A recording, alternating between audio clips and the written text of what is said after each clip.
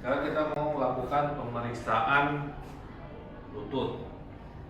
Jadi pasien berbaring, lutut itu yang kita perlu periksa tulangnya, ligamennya, kemudian meniskus. Tulangnya ada tulang paha, tulang tibia, jangan lupa satu lagi ada tulang patella di sini. Ya, kalau ligamennya di sisi lateral ada LCL antara kondilus lateral dengan fibula. Di sisi medial ada MCL antara kondilus medial dengan tepi medial dari tibia. Di depannya ada ACL dan di belakangnya ada PCL. ACL itu anterior cruciate ligament, PCL itu posterior cruciate ligament. Kalau MCL tadi medial collateral ligament, kalau yang lateral LCL adalah lateral collateral ligament. Terus soft tisunya ini kan patella. Di atasnya patella itu ada tendon quadriceps yang merupakan terusan dari otot quadriceps berubah menjadi tendon quadriceps. Origonya di patella. Sedangkan di bawah patella ada tendon patella yang menghubungkan tulang patella dengan tuberositas tibia. Jadi landmarknya kamu yang bisa raba ada femur, ada kondilor medial sama lateral, ada tuberositas tibia yang kamu bisa raba, ada patella, itu daerah-daerah yang menonjol, sisanya baheki, ya. Jadi kalau untuk kita dari depan dulu ya. Kalau patella pasti yang perlu kita pastikan tidak dislokasi. Dia harus di tengah. Kalau dia bisa digerak-gerakkan seperti ini, artinya dia tidak dislokasi. Patella dislokasi itu ke lateral. Jadi dia akan di sini. Kalau kamu tidak bisa gerakin patellanya, kemungkinan dia dislokasi di lateral. Terus yang diperiksa lagi patella adalah apakah patellanya itu floating atau tidak. Floating itu dia ngambang. Kalau kamu lihat di sini, patella itu nempel di femur. Kalau dia floating, artinya dia kan naik. Yang bikin dia naik itu cairan. Bisa dua, satu efusi, cairan sendinya berlebih. Yang kedua adalah darah atau kita sebut hematrosis. Kapan kita tahu di sini cairannya berlebih atau ada darah di dalamnya? Kalau patellanya floating. Untuk menentukan dia floating atau tidak, kita melakukan pemeriksaan balotemen atau patella tapping. Kita tekan yang tendon quadricepsnya, maka cairan akan penuh kan ke sini kalau misalnya dia ada cairan berlebih. Terus patella kita bisa tekan, kan dia ngambang. Kalau cairannya kita tekan ke bawah, maka akan jadi penuh. Patellanya jadi akan ngambang. Ada air yang kan bawahnya. Kalau dia balotemen positif, tandanya dia efusi atau hematrosis. Normalnya karena nggak ada cairan, patella tetap nempel di femur. Dia nggak ngambang, ya.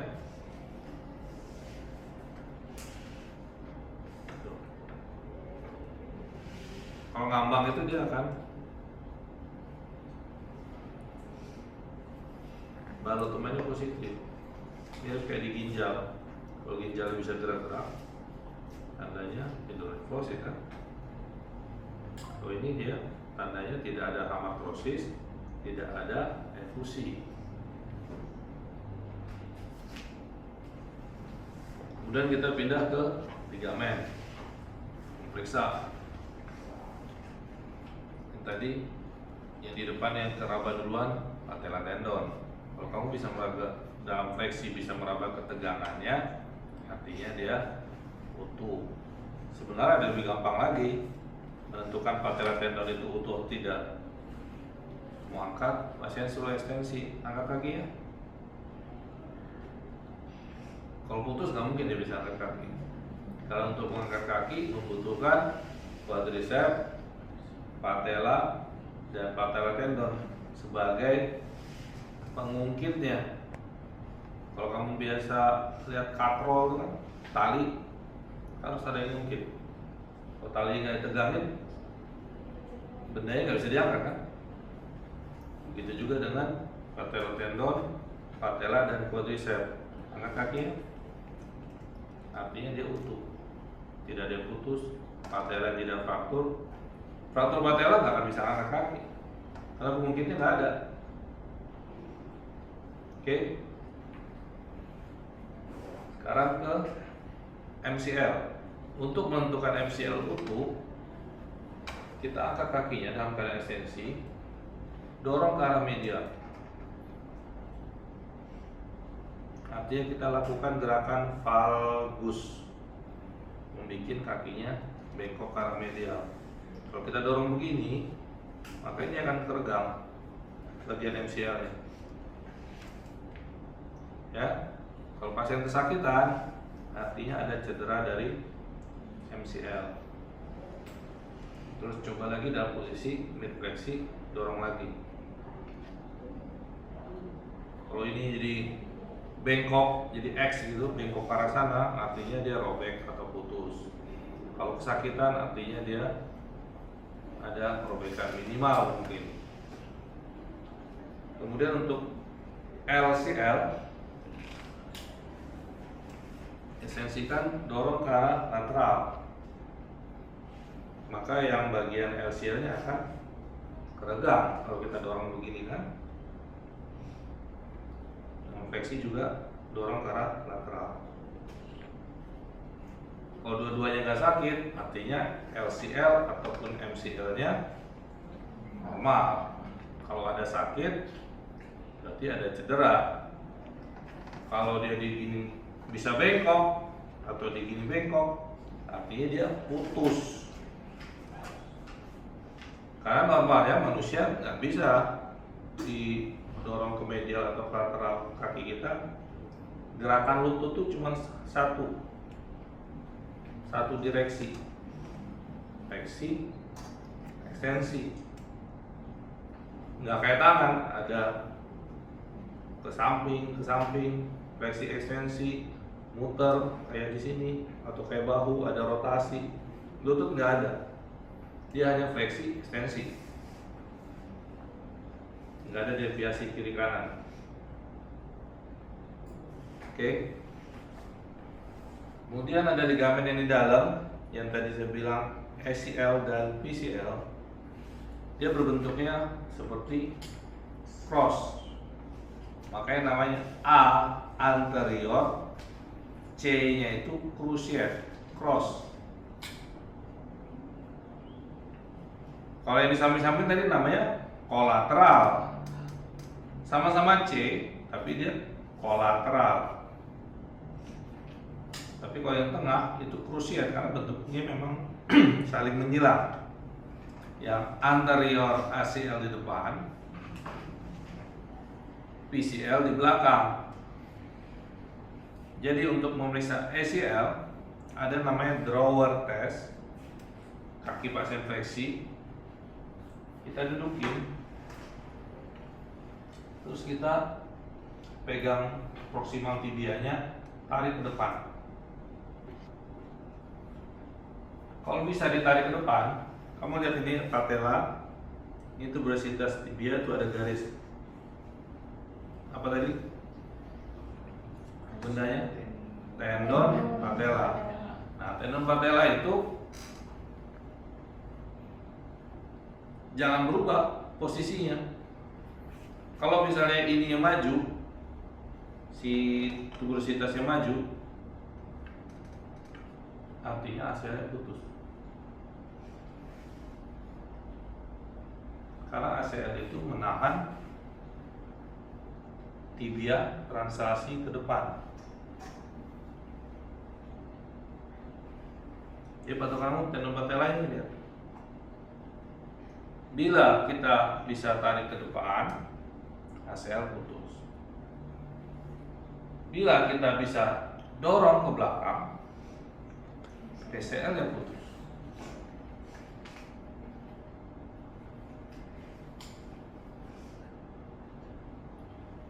Kemudian ada pemeriksaan kedua. Kalau tadi drawer ya, anterior drawer untuk ACL, posterior drawer untuk PCL. Sekarang ada namanya Lachman test,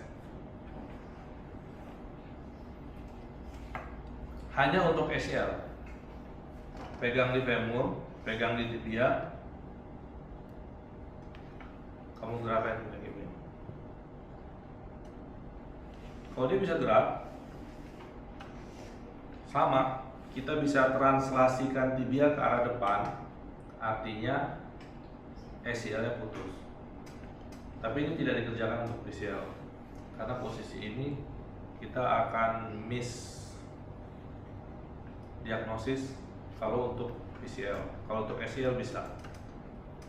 Nah, untuk orang yang tangannya kecil, nggak bisa menggenggam satu paha, atau misalnya pasien sangat besar, kita mengganjalkan lutut kita di bawah paha, baru kita bisa. Jadi ini untuk menahan supaya gampang difiksasi, baru si tibianya kita translasikan ke depan. Itu namanya pemeriksaan Lachman.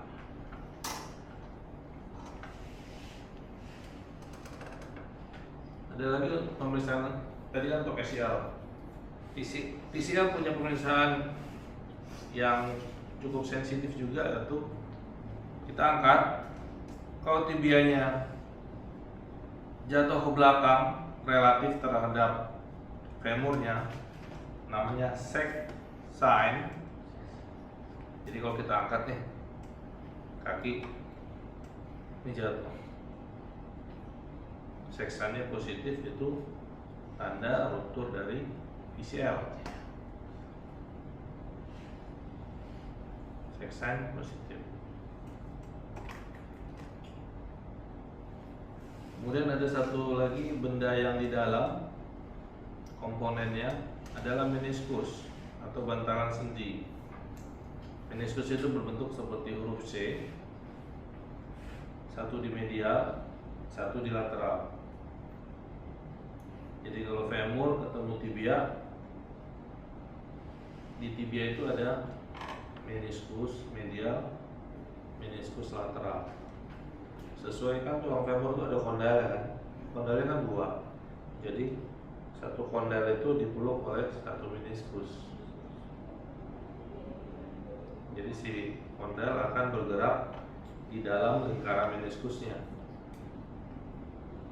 Bila meniskusnya robek, kita lakukan pemeriksaan dengan cara memutar.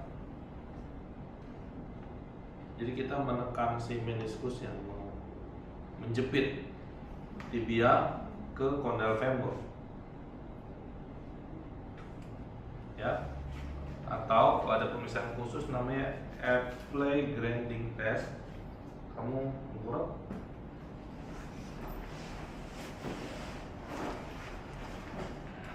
lututnya difleksikan. Kamu bisa bayangkan sekarang tibia yang ada ke bawah, ya, berarti ada, tahan sini ya, ada meniskus begini, terus ada tulang femur di bawah.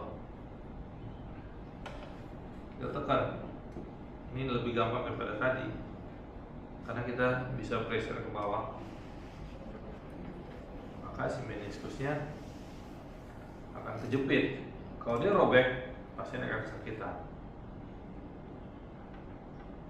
Ya, ini untuk meniskus. Ada lagi satu tes yang cukup agresif, yaitu pasien misalnya kaki kanan yang sakit, kita suruh angkat kaki kiri, tepuk pada struktur.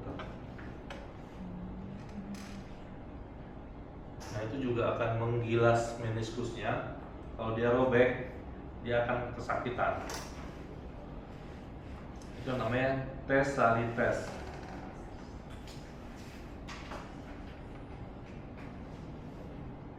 Ada pertanyaan? Kalau ini tadi namanya apa ya? Begini, apply grinding test.